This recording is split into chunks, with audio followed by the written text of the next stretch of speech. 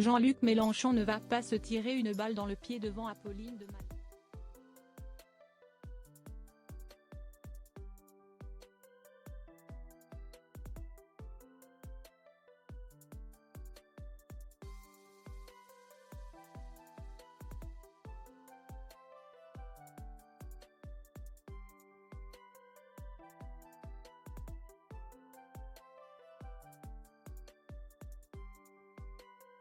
À de nombreux candidats à la présidentielle, pour qui voter au second tour?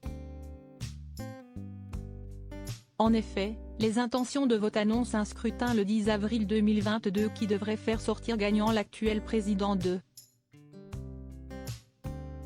la République Emmanuel Macron et la leader du RN, Marine Le Pen. Le premier est crédité de 26% des intentions de vote et la seconde de 22% selon le baromètre OpinionWay et partenaire des Échos. Le patron de LFI et maître des hologrammes Jean-Luc Mélenchon n'a donc pas échappé à cette interrogation sur le plateau d'Apolline de Malherbe sur RMC BFM TV qui anime ces questions de confiance dans le cadre des présidentielles. Pour qui va appeler à voter Jean-Luc Mélenchon, chef de la France insoumise, au deuxième tour en cas de victoire d'Emmanuel Macron et Marine Le Pen.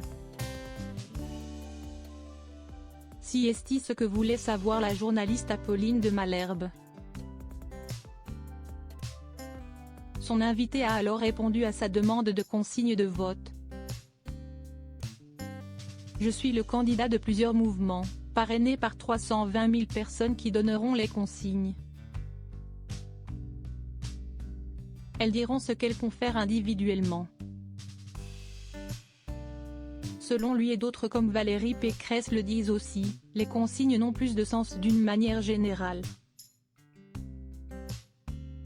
Je ne vois pas pourquoi j'irais fracasser ce que j'ai construit en donnant une consigne qui, de toute façon, ne fera pas l'unanimité. Tandis qu'Apolline de Malherbe lui fait remarquer que cette position est un peu facile et qu'à un moment, il faut y aller. Jean-Luc Mélenchon, fidèle à sa façon de parler très vivante, lui rétorque « Merci du conseil. J'y suis allé. »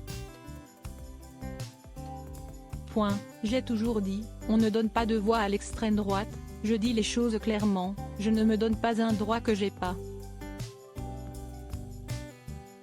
Pardon madame que de vous dire que ce n'est pas une bonne idée pour moi d'appeler à voter à des gens que je combats continuellement. Ce n'est pas pareil monsieur Macron et madame Le Pen, nous sommes d'accord. Mais admettez qu'il y a beaucoup de choses en commun entre eux.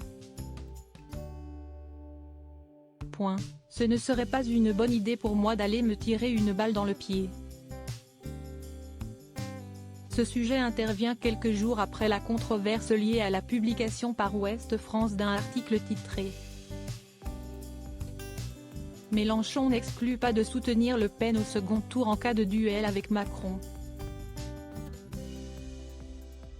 Basé sur une dépêche AFP qui a repris des éléments d'un « entretien de l'insoumis pour le Télégramme », 310 000 personnes parrainent ma candidature.